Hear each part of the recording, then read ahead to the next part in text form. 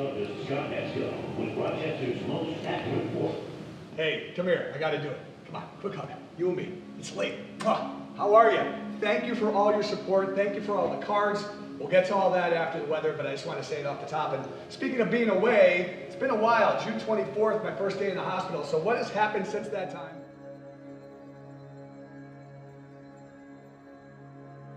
Well, before I got sick, it was going along great.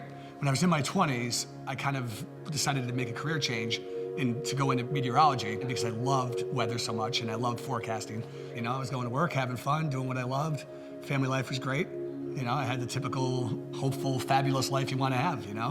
And then by March, that's when I started feeling really bad for very, very acutely all of a sudden. The first night I came to the hospital, they told me, you're going to need a pacemaker. You're kind of floored when you hear that. When I first got the pacemaker, I was feeling good again. And then I was told a month after, your heart didn't recover. You're gonna need a new heart.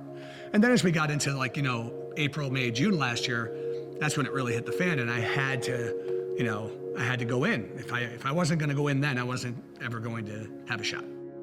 First week or two, you know, you're missing your family and they're coming up, but you know, they can't come up every day. So that became increasingly more difficult on my wife, I think. I can't imagine how hard it was for her.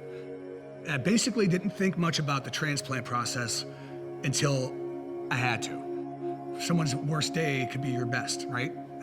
So it's very hard to resolve that in your mind. You know, one donor can save how many lives, not a heart, but a liver, a kidney. It's unbelievable what good you can do. So the end of the road came on day 85. When nurses would come down the hall to see me, it usually would be because they think I have collapsed. You know what I mean? They'd run down. So this time, she goes, we have a great heart for you.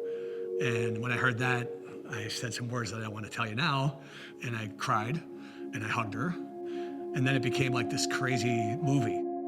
The last few moments before it was getting close, I just lay there in peace. If I didn't make it out of it, I'm gone already, it's okay. But if I get back, then we're gonna have a new focus on how we approach everything.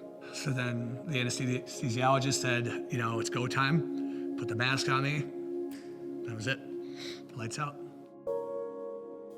You'll never forget that day. You know immediately when something has changed. And it's like getting a new engine, man. You know, when I woke up in the ICU, it felt natural. I wanted to find out what the record was to get out of the hospital so I can beat that record. And I got out the day before, that was the record. I got out in 9 days. Coming home was scary because you're so dependent on all these people to keep you healthy. And now they say, hey, you know what? You're good. Here's the drugs. There's like 800 of them. No, but seriously, that first day was awesome. It was weird to get in the car. I rolled down the window and just breathed in the air and looked at the trees. Everything was still in color and just felt like, nature, don't take advantage of this again, you know? The stuff that matters is the stuff I'm gonna focus on. It's the time you spend with your family and it's where you go with your family that you're gonna look back on. It's my job to honor this donor's heart, to be as best as I can be and live as hard as I can, because I know that donor would have done that for themselves.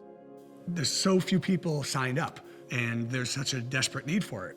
Why on earth is that? As if we all took that step to donate or to be willing to donate someday, then everybody that needs one might have a shot.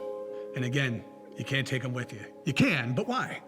Why take them with you? Keep them here. Let them work a little longer. You know, they got some life left in them. Let them work a little longer. You know, give someone a shot. Look for late day rain and or wet snow showers as we get toward the evening tomorrow. So much more to talk about. You know it. I'm happy to be back. News 8 at just after 11 starts right now.